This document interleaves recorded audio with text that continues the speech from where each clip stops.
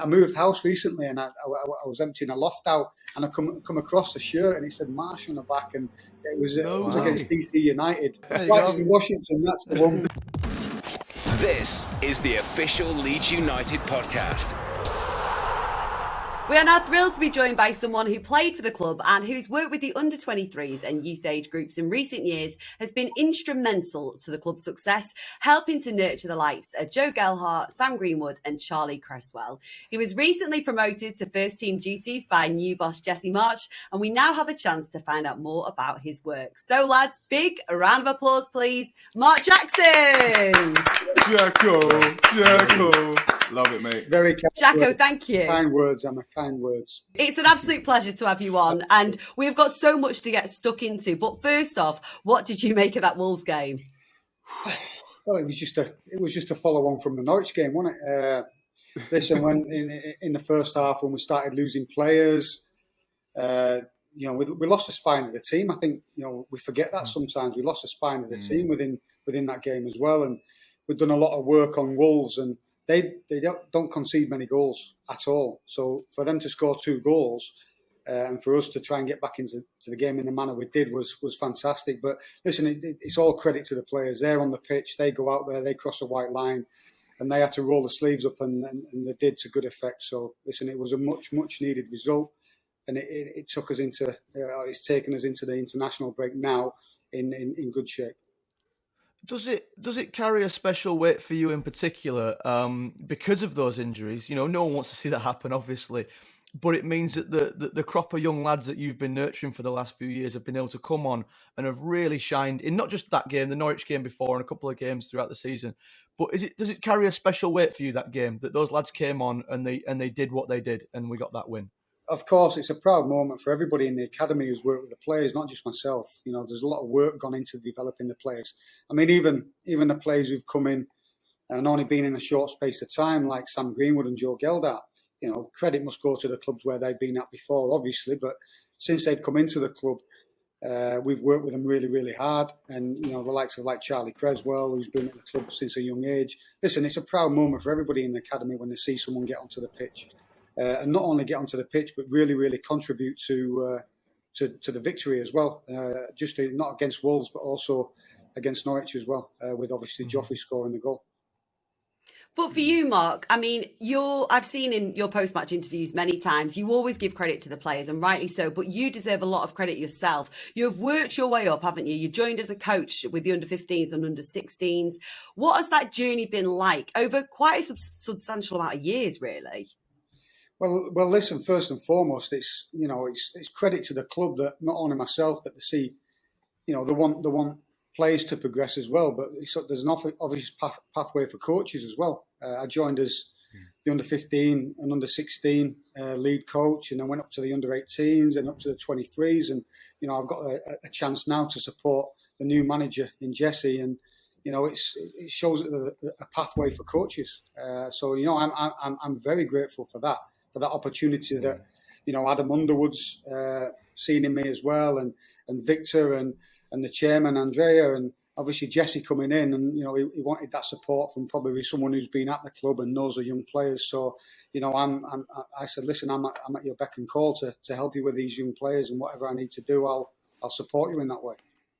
And how did you find that transition? Obviously, you mentioned you were with the 15s, the 18s, the 23s, etc. How did you find the transition of bouncing between each age group and then from the 23s up to the first team? Do you still have some of the young boys calling you Gaffer? No, not so much. They all call me Jacko, and that's what I only expect. But listen, no, it's been really smooth. The reason being is because when I come in, I was working with the 15s, 16s, and in that group there was Jamie Shackleton. He was Noam Kenner I worked with from an early age as well. So a lot of the players I moved up with the players. So that kind of made it easier. Okay. And I've worked with them all the time. So there's always been familiar faces about the group for me as regards to the players. I then know them because for me, coaching is about the connection of players and how you connect with the players, how you get on with them, how you connect with them, how you can, help their learning and development. And everybody's an individual for me. Everybody needs to be treated in a different way, and some need an arm around them.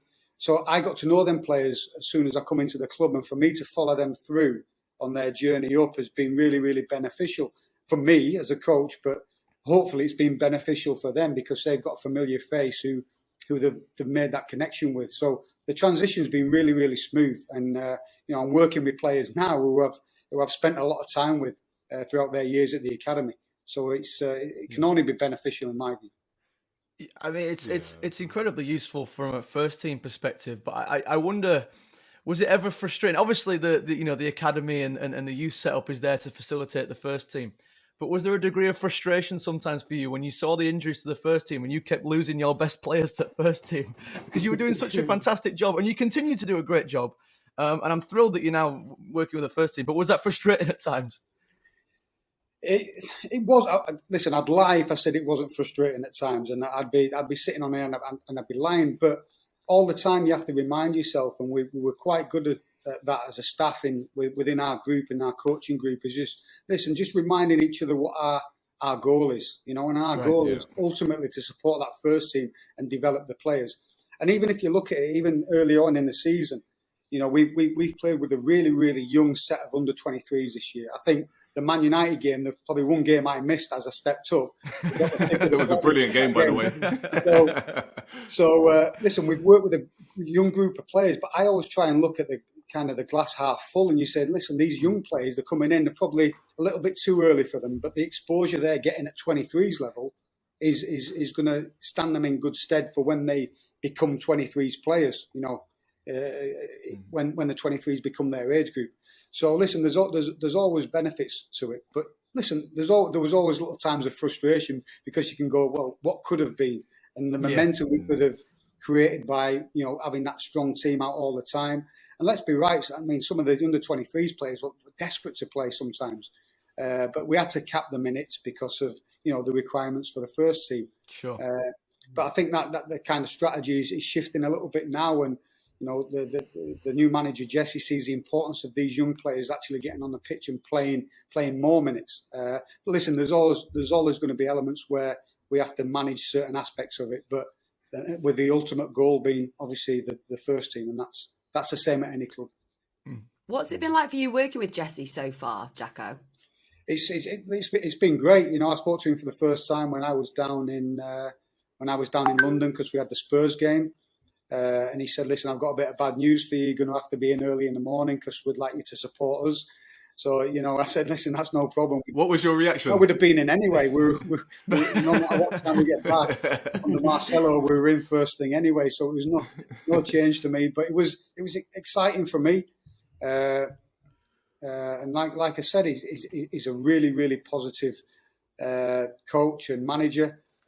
He's really, really open. He wants to include all his staff into things. He has one-to-ones with the players, and it's been really, really beneficial for the group and easy for the transition of me going up there as well. But the transition of him and his staff, his new staff coming in and blending into the club, I think it's happened really, really well. I'm interested in these next 2 weeks. The break that we've got, because I can only imagine that when you've got a manager who's so invested with the club as Marcelo was, and for 4 years, there's a system that's been built, and you've been a huge part of that, which I suppose is hugely important for Jesse moving forward, and one of the main reasons why you've been promoted to first team. But how difficult is that to then, obviously we don't want to undo Marcelo's work, it's about building on that, but that must be incredibly difficult to do that with the handful of days that Jesse and yourself have had after 4 years. So how important is these next couple of weeks to try and work on Jesse's vision for the club? Well, Jesse and his staff, Frankie and Cameron Toshak, who've come in with him. Frankie's worked with Jesse for a long time. So even myself, now I'm learning off Frankie. I've just been in the office with him now talking about, how we're going to implement our style of play and how can we do it more consistently? How can we filter that down to the 23s and 18s and the rest of the academy? So we're talking kind of that way already, and the managers, Jesse's really, really keen for that to happen. We're under no illusions that we have to implement it firstly at first team level as quickly as possible. We're doing that every day. Listen, there's a lot of similarities between how they play, the main thing is obviously the man marking. That's the system what we need to come away from under Jesse's philosophy, and it's a tough habit to break, believe it or not. When something's been ingrained well into the group, which it was, and it was really, really successful, those kind of habits and behaviours are hard to break. And we're doing that step by step. Every day we're trying to implement things.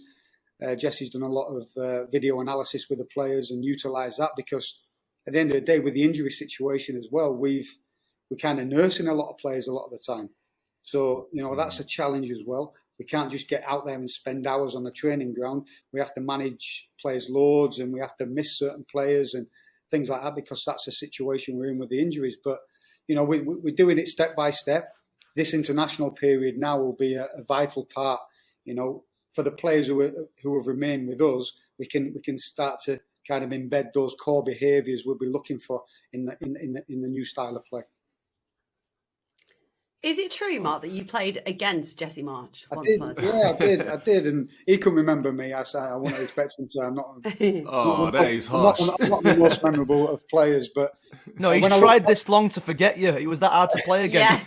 Yeah. I look back on the game actually, and I think I went off after about 10. I can remember getting an injury, but no, I moved house recently, and I was emptying a loft out, and I come across a shirt, and it said Marsch on the back, and it was against DC United, and I reminded him when we first met.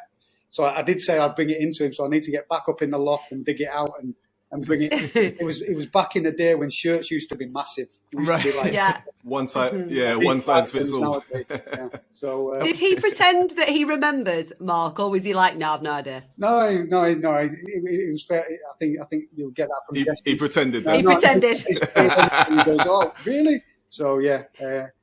You said, did I kick you or whatever? I said it was probably no the other way, where I'd have kicked you. Because, that was my game.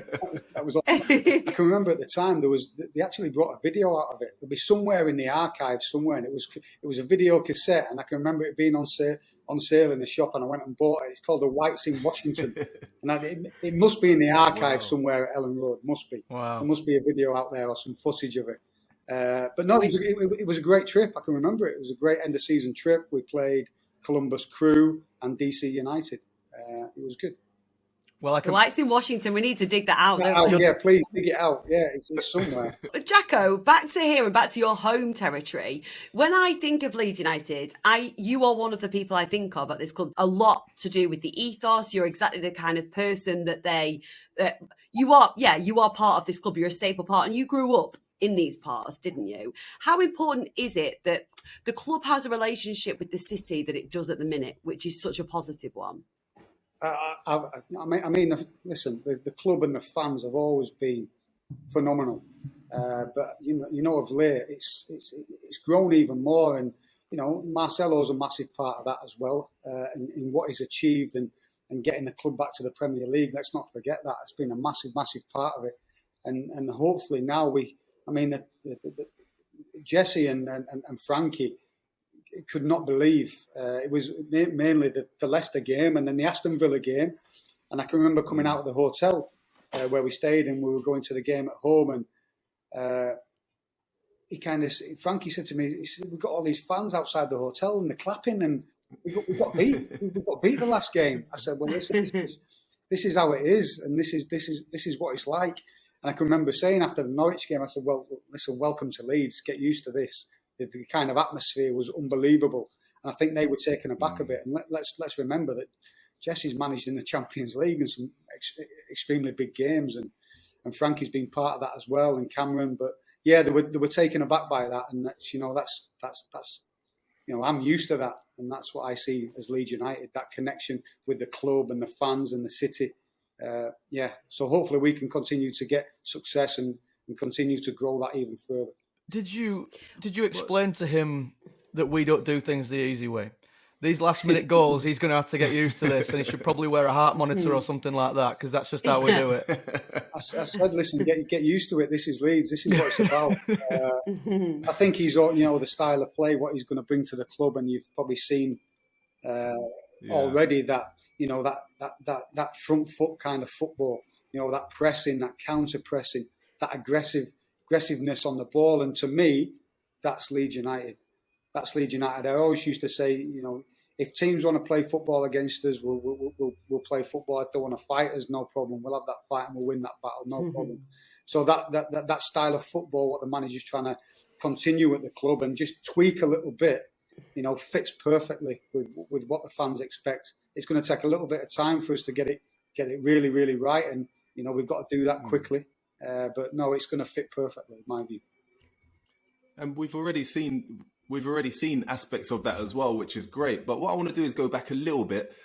You obviously coming through the academy, etc., and you played with who? Harry Kewell, Ian Hart, Stephen McPhail. Yeah. So that previous crop of players, how do you compare those guys with the current guys now? Would you reckon they're right up there together? Is there still a fair distance to go? No, listen, we it's different times in football. Jermaine, it's different times, of course it is. And I can always remember looking back, I come through with Andy Gray. Archie's dad, Archie Gray now, and it's his son. It's so bizarre. Listen, that time there were some fantastic young players, for that period. Fantastic young players with huge potential. The game's moved a little bit now, I think. Players are making the debut a little bit later. Squads are bigger. Things like that. I can remember when I first got onto the bench for the first team, there were 3 subs. That was it. Right. That was 1980. Around that time, I think. White's in Washington, that's the one. That's the one. There it is. Ryan Dean on the front there. No, listen, we're getting into that. I feel we're getting into that territory of having a fantastic bunch of young players who are ready to impact the first team. I think we're on the brink of that now. I think we're making huge steps as an academy, and that's credit to all the staff in the academy and the owners of the club and Victor and everybody and the recruitment staff for recruiting the young players we've brought in. Academy coaches of nurturing the players we already have in at the club. But I think we're certainly on that brink now and starting to see these young players come through. Joe Geldart come and scored the goal. Charlie Creswell come on. Sam Greenwood come on the other day and had a huge impact in the game. So we're starting to see these players now make their debuts and make their stamp on the first team. There's still a long way to go for them to be established. But they're in a great environment with a manager now who can continue their development and give them that exposure. Well, look, Jacko, we know that Mr. Marsch himself is waiting for you. You're due into a meeting any minute. Just finally, before you go, you picked up a booking against Wolves, didn't you, Mark? Is that the longest? Love that, by the way. Yeah, we do love that. Is that the longest amount of time between picking up bookings for the Leeds United first team, do you reckon, Jacko? I think so. I'm looking back on it. I didn't say that much to the fourth official. I honestly didn't. I wasn't that bad. It was it's about quality of what you're saying. It's a very harsh booking, I thought. But listen, that's part of the togetherness for me. You saw. I think you saw that in the Norwich game and the Wolves game. There's a desire for everybody to do well and everybody to play their part in the game. We can't do that on the pitch because we can't cross that white line. The players can do that, but if we can support them and help drive them, and if it needs to kick off a little bit sometimes, and what I say is standing up for yourself. I'll always stand up for our players. I'll always stand up for them, and if I see something that's not right, I'll always ask a question. I'll stand up for anybody in our team, and I think we've got a squad of players now and a group of staff who buy into that and realise the importance of that, and it's massive. Well, Jacko, we love you for that, and we love you for so many other things. Thank you so much for taking the time out to talk to us here on the official Leeds United podcast. My pleasure. And once again, huge congratulations on a well-deserved promotion. No man deserves it more. Absolutely. So massive congratulations, and it's exciting times for you and the club for the future. Thank you so much, Mark Jackson. Good luck, mate. Thanks very much. You.